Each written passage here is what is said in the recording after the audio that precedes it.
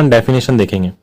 तो अस्थमा की डेफिनेशन है, asthma is a chronic lung disease in which a person's airway respond in hyper active way to certain stimuli cause airway inflammation and नैरोविंग।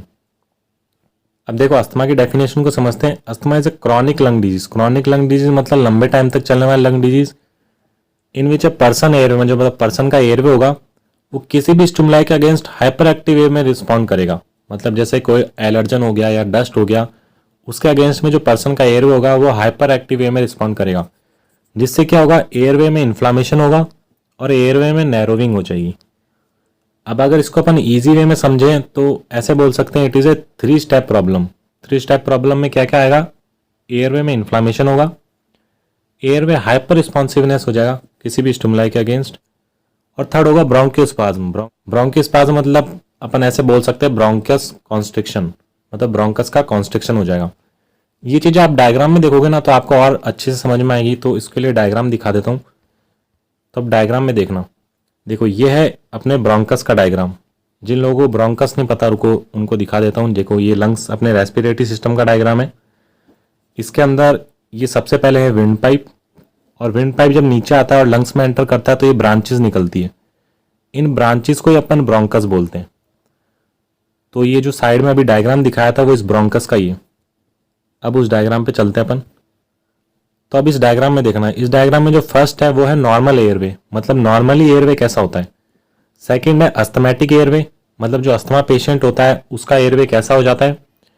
और third है asthmatic airway during attack, मतलब attack, जब asthma का attack आता है तब person का airway कैसा हो जाता है।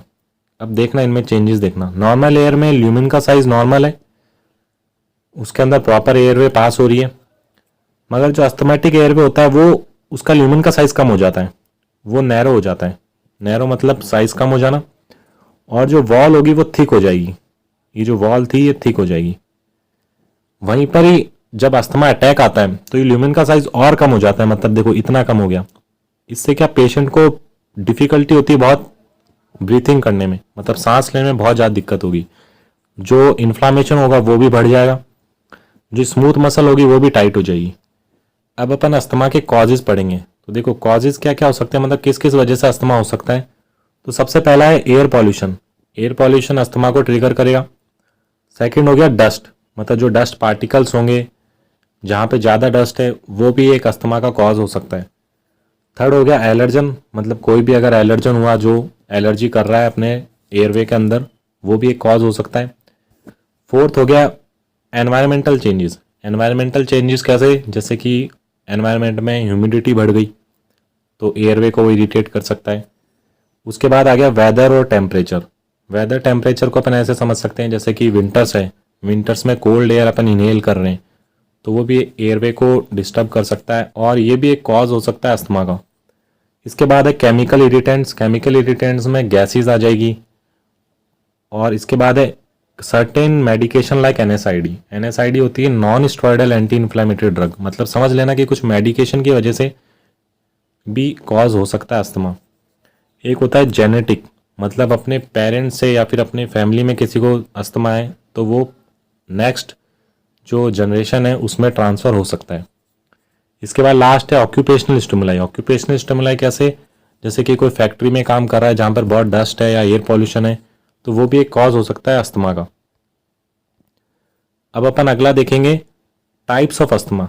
टाइप्स कितने होते हैं अस्थमा के, वैसे तो टाइप ज़्यादा होते हैं मगर ये मेन 5 टाइप है जिनको अपन पढ़ने वाले हैं। सबसे पहला है एक्सट्रेंसिक अस्थमा, जिसको एलर्जिक अस्थमा भी बोलते हैं।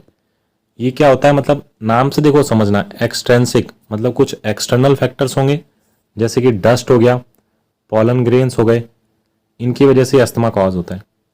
इसके बाद है इंट्रेंसिक अस्थमा। इंट्रेंसिक अस्थमा मतलब देखो नाम से आपको समझ आ रहा होगा कि इंट्रेंसिक मतलब कुछ इंटरनल फैक्टर्स होंगे जैसे कि इन्फेक्शन हो गया या फिर स्ट्रेस की वजह से भी हो सकता है। अब थर्ड है exercise induced asthma. Exercise induced asthma कैसे, कि अपन हैवी एक्सरसाइज कर रहे हैं जैसे कि रनिंग कर रहे हैं बहुत ज़्यादा या फिर स्विमिंग कर रहे हैं तो वो भी अस्थमा को इंड्यूस कर सकता है। इसके बाद है नॉकटर्नल अस्थमा। नॉकटर्नल वर्ड जहाँ भी आएगा ये समझ लेना कि वो नाइट से रिलेटेड है। तो ये अस्थमा तो नॉर्मली होता है मगर इसके जो सिम्टम्स होते हैं वो रात के टाइम में सीवियर हो जाते हैं। मतलब जब पेशेंट होगा रात के टाइम में उसको सीवियर सिम्टम्स दिखेंगे अस्थमा के। और लास्ट होगा ऑक्यूपेशनल अस्थमा। ऑक्यूपेशनल नाम से समझ में आ रहा होगा कि जहाँ अपन जॉब करते हैं या जहाँ काम करते हैं उसकी वजह से अस्थमा। इसके आगे लिखा हुआ breathing in chemical fumes gases and dust. मतलब जो लोग ऐसे जगह पे काम कर रहे हैं जहाँ पर केमिकल फ्यूम्स है या फिर गैसेज है या फिर डस्ट है, तो वो भी अस्थमा को ट्रिगर करेंगे। अब अपन पढ़ेंगे पैथोफिजियोलॉजी। पैथोफिजियोलॉजी मतलब कैसे कॉज होता है अस्थमा, मतलब क्या क्या प्रोसेस होता है। तो इसमें देखो सबसे पहले है ट्रिगर फैक्टर्स। ट्रिगर फैक्टर्स क्या क्या हो सकते हैं कि कोई भी डस्ट पार्टिकल हो गया, एयर पॉल्यूशन हो गया, इन सब के वजह से क्या होगा, एयरवे में इन्फ्लामेशन होगा। मतलब जो अपना एयरवे होगा वो इन्फ्लाम्ड हो जाएगा। इन्फ्लामेशन होने के बाद जो एयरवे में होगा वो हाइपर सिक्रीशन होगा म्यूकस का, एयरवे में मसल कॉन्ट्रेक्शन होगा और एयरवे में ब्रोंकियल मेम्ब्रेन में स्वेलिंग होगी। तो अब इन तीनों सिम्टम आए, ये तीनों की वजह से देखो क्या हो जाएगा, जो एयर पैसेज होगा वो नैरो हो जाएगा। मतलब नैरो हो जाएगा इसका मतलब उसमें बहुत कम जगह बच जाएगी एयर पास होने के लिए। वो आपको साइड के डायग्राम में भी दिख रहा होगा। देखो नॉर्मल एयरवे है ना, उसके अंदर साइज है, मगर जो अस्थमैटिक एयरवे है ना उसके अंदर ल्यूमिन का साइज देखो कितना कम हो गया। तो इसकी वजह से डिफिकल्टी होगी अपन को ब्रीथ करने में, जो कि ये साइनस सिम्टम लिखे हुए हैं। विजिंग साउंड आएगा, कफ मतलब खांसी होगी, शॉर्टनेस ऑफ ब्रीथ होगी और टाइटनेस इन चेस्ट होगी, चेस्ट में टाइटनेस फील होगी। तो ये था अपना पैथोफिजियोलॉजी। अब इसके बाद अपन देखेंगे कि क्लिनिकल मैनिफेस्टेशन क्या होते हैं, मतलब साइन एंड सिम्टम क्या होते हैं अस्थमा के। पहला होगा शॉर्टनेस ऑफ ब्रीथिंग। मतलब जो ब्रीथिंग होगी, जो रेस्पिरेशन रेट होगी वो कम हो जाएगी। क्यों हो रही है? क्योंकि एयर पैसेज ब्लॉक हो चुका है और उसकी वजह से जो ब्रीथिंग रेट है वो भी कम हो जाएगी।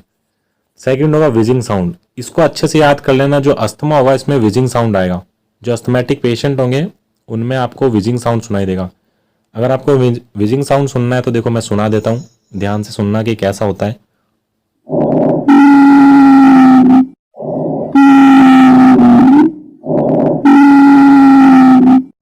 तो ये था विजिंग साउंड कि अस्थमेटिक पेशेंट में ऐसा साउंड आएगा लंग से जब अपन स्टेथोस्कोप से चेक करेंगे।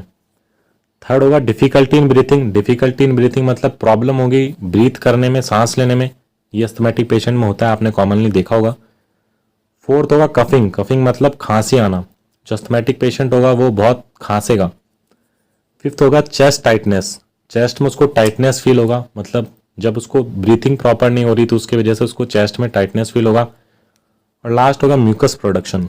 म्यूकस प्रोडक्शन आपने देखा था पैथोफिजियोलॉजी में कि एयर में इन्फ्लामेशन हो रहा है और उसके बाद म्यूकस प्रोडक्शन हो रहा है और ये ब्लॉक कर रहा है अपने एयर पैसेज को। तो ये सारे क्लिनिकल मैनिफेस्टेशन थे जो कि अस्थमा में होते हैं। अब इसके बाद अपन देख लेते हैं कि डायग्नोस्टिक एवोल्यूशन क्या क्या होंगे, मतलब अपन क्या क्या टेस्ट करेंगे अस्थमेटिक पेशेंट में।